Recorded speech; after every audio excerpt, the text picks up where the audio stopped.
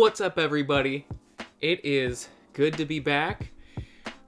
I have no excuses as to why it's taken so long. So let's just get into it. We're going through Luke. Throughout my life, I have read a chapter of any book, for that matter, and I don't know what I just read, and I know a lot of people feel like that. You just read something and you have no idea what you just read. And so I feel it is the same way with the Bible, and that's why a lot of people give up on reading the Bible, because they don't understand what it's saying. So it is my mission to walk through Luke. I have abandoned some other ideas for videos, but it's crazy how all this aligned for walking through Luke. So let's get into it. Let's walk through Luke 1 through 4, and I'm calling this Let's Walk. Don't mind my handwriting. It's with an iPad pencil. I don't normally write like this. Let's walk through. Nope, spelled that wrong. Through Luke together. That's what I'm gonna call this. Let's walk through Luke together. So I'm just gonna read it and then we're gonna go through it.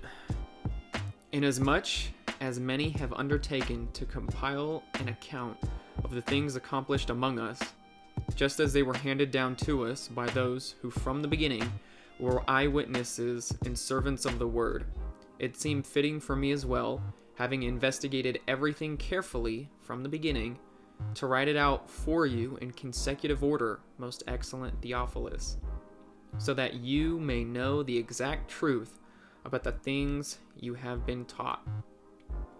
So, in the New American Standard Bible, 1995, considered one of the most accurate translations, if not the most accurate translation. The heading is the introduction, and in the English Standard Version, it is called the dedication to Theophilus, because as we'll see in verse 3, Luke is writing to a guy named Theophilus. But we're going to talk about that when we get there. So verse 1, inasmuch as many have undertaken to compile an account of the things accomplished among us. Already, Luke has stated that Jesus' life is already well known. Many have undertaken to compile an account of the things accomplished among us. Jesus is already well known.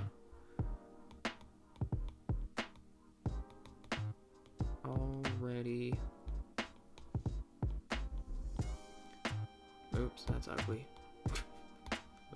It's already well known. In all probability, these core oral traditions and writings began to appear just a few short years after Jesus' resurrection and crucifixion.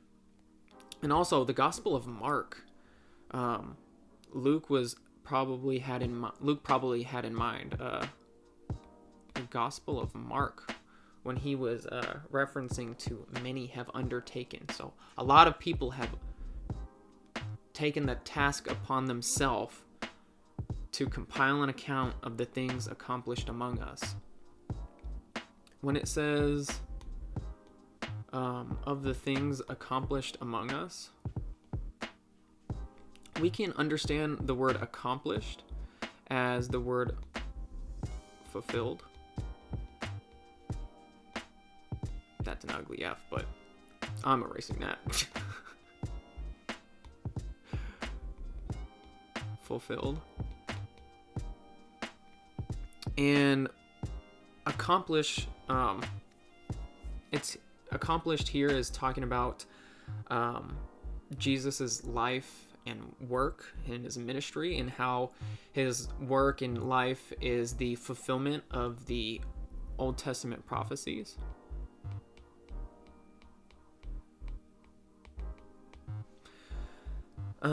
What else do I have written here? Oh yeah, when it says of the things accomplished among us, Jesus didn't come out of nowhere, right? Jesus was foretold a long time ago, hundreds of years before he's actually born. You tell me how that's possible without God involved.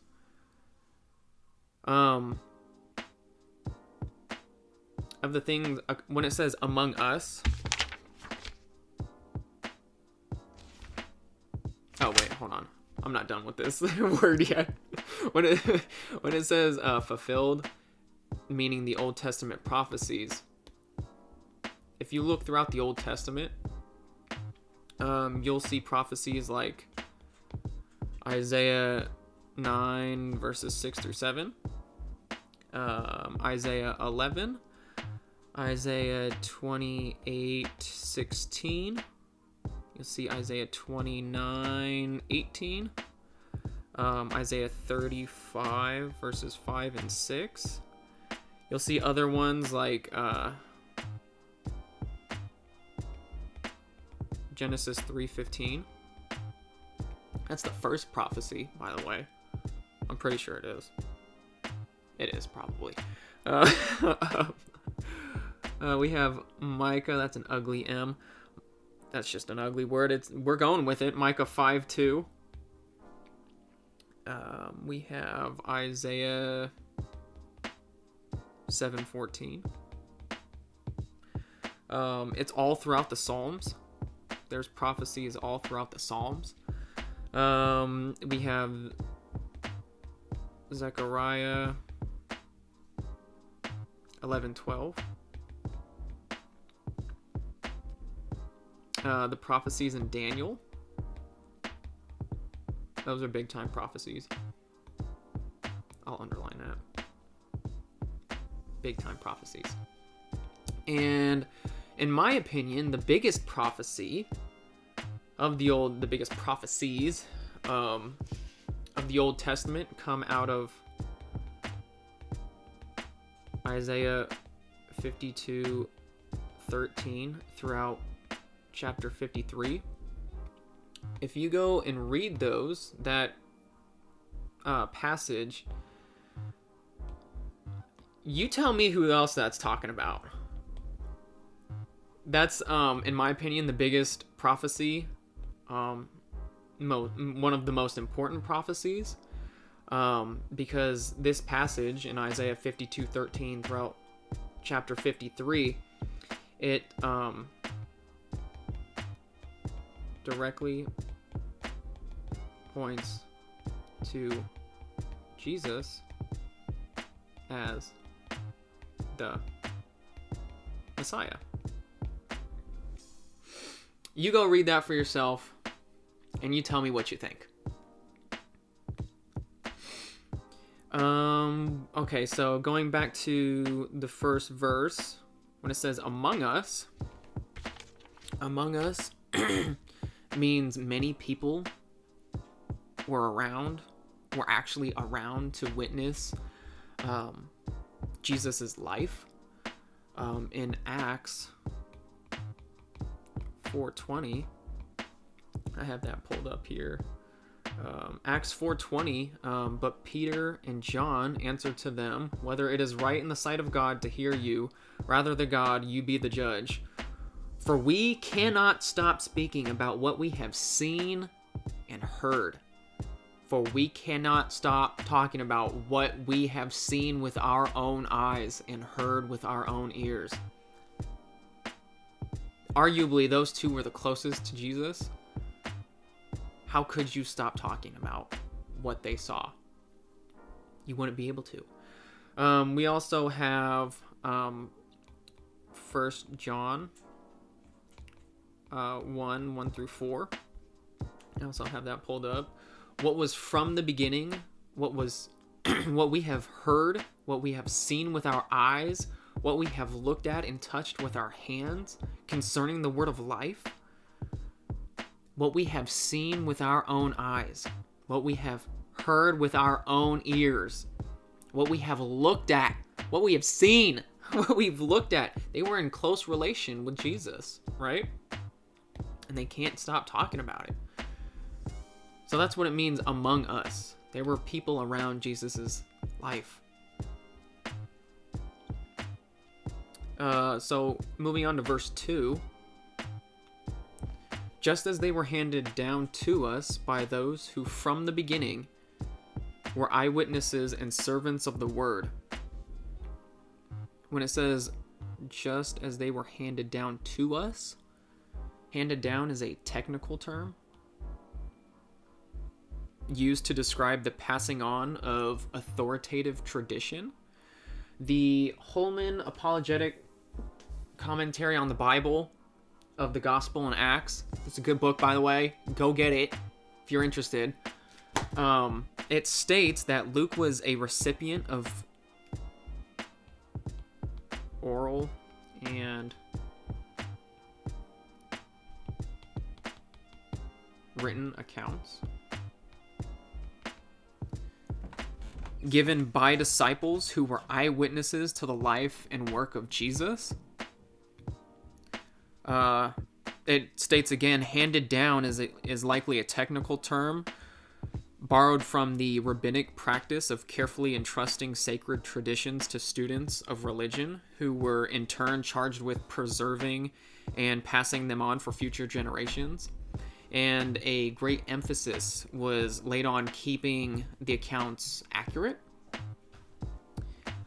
When it says from the beginning, by those who from the beginning, this is referring to the beginning of Jesus's ministry. So by those who were with Jesus from the beginning, who were eyewitnesses and servants of the word. Luke went straight to the eyewitnesses. Notice how it says eyewitnesses. He didn't get it from somebody's cousin, fourth removed, whatever that even means. He went straight to the eyewitnesses who were there. Though Luke himself was not an eyewitness, he was closely affiliated with Paul, which gave him access to those who were eyewitnesses. And when it says servants of the word, we can understand the word as gospel, the word of God, servants of the gospel. So you could say these are evangelists or preachers. Verse 3. What color are we going to go with? Let's go with blue. Sure. Verse 3. It seemed fitting for me as well, having investigated everything carefully from the beginning, to write it out for you in consecutive order, most excellent Theophilus. When it says, it seemed fitting for me as well, having investigated everything carefully from the beginning. Luke is describing his credentials for writing his gospel, for writing this letter to Theophilus. Another quote from the Holman Apologetic Commentary on the Bible. It says that Luke's investigations would have included personal interviews of eyewitnesses to the life of Christ, as well as interviews of people who knew them. These interviews would naturally have taken place in Jerusalem and at various other locations during the missionary journeys that Luke had with Paul. Additionally, Luke would have investigated the oral and written accounts of the life of Christ, and having compiled all this data, all this information, Luke had a lot of material to work with when he set out to write his biography of Jesus. When it says to write it out for you in consecutive order, we can understand consecutive order as a orderly sequence. And this indicates that the order Luke was referring to was a logical rather than a chronological. Kind of like saying, I put it this way so it's easily understood. Lastly, most excellent Theophilus. This is who Luke is writing his letter to. The whole Gospel of Luke is a letter to this man named Theophilus. And when Luke addresses Theophilus as most excellent, this was a term used for Roman governors.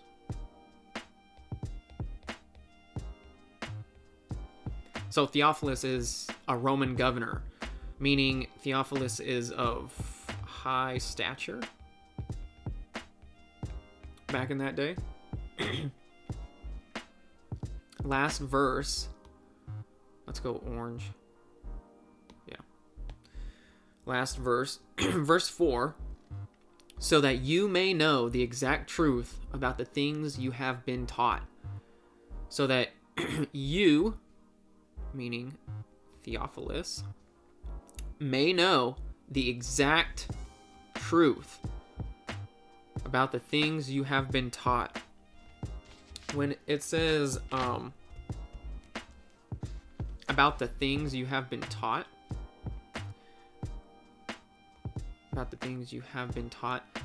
this indicates that Theophilus already knows about Jesus Christ. About the things you have been taught, this indicates previous knowledge. Theophilus already knows about Jesus Christ, but Luke is reassuring Theophilus. So you may know the exact truth. So you may have assurance of what you have been taught. So in summary, let me change this real quick. Oh wait, hold on. I got one more thing. Another commentary. It's good commentary. Baker exegetical commentary on the New Testament by Darrell Bach about Luke. You can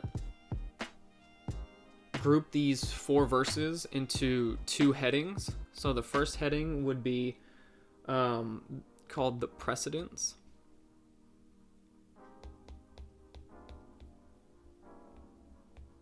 The precedents. And under those 2 headings would be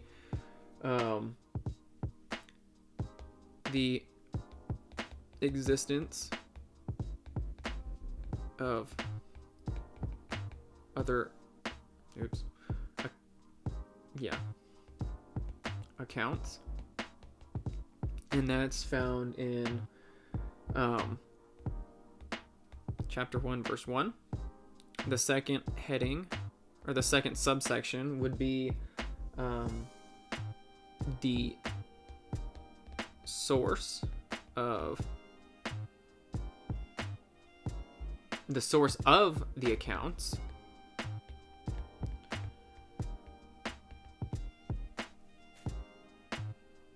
Meaning apostolic eyewitnesses.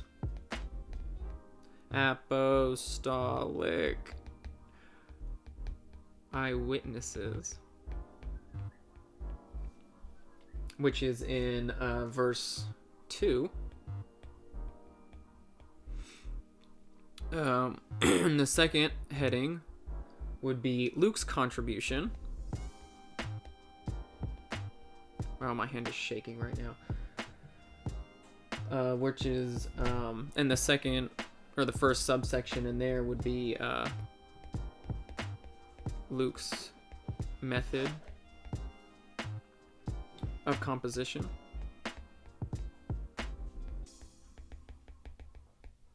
Which is found in 1 verse 3. And then the second subheading would be the purpose of Luke's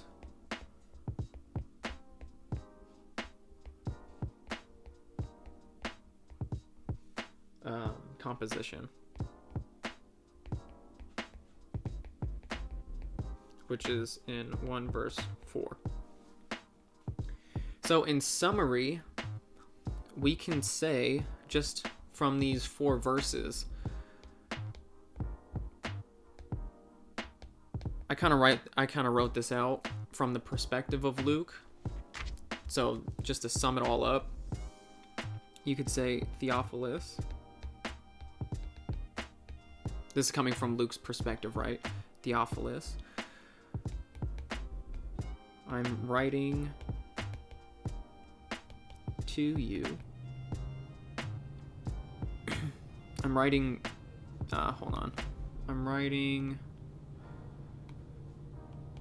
this letter to you so that you will know exactly what happened. And that's it, guys. That's the first 4 verses of Luke. I'm going to try and make this quicker, but there's a lot to unpack in just 4 verses, as you can see. I hope you guys enjoyed this. I hope you learned something. Yeah, I'll see you next time.